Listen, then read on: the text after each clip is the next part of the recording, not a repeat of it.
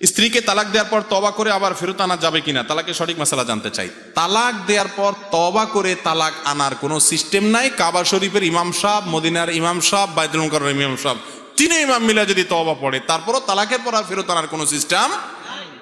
তালাক যদি দেওয়ার সময় হিসেব করে তালাক দেন তাহলে ফেরত আনবে। এবার ইনশাল্লাহ ওয়াজে একটা জায়গায় ওয়াজ করবো শুধু তালাক নিয়ে, আমার চিন্তা আছে, প্ল্যান আছে। কারণ এই দেশে মানুষ তালাক দিতে গিয়ে এত ভেজাল করে যেটা বলার মতো না।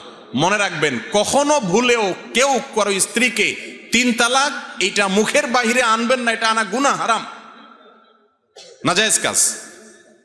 স্ত্রীকে তালাক দেয়া লাগলে সর্বোচ্চ 1 বলবেন। আমাদের যখন জোশ উঠে শরীরে, রক্ত যখন উঠে যায় মাথা, কিসের 3 তালাক? তয় 3000 তালাক, বেগুন তালাক, হ্যাঁ, সিম তালাক, স্ত্রীর তালাক, তার বাপ মা 14 গোষ্ঠী সহ তালাক। মাথা নষ্ট হয়ে কি বলে নিজেও ঠিক থাকে না, ঠিক না বে ঠিক? ধৈর্য শুধু মারা উচিত।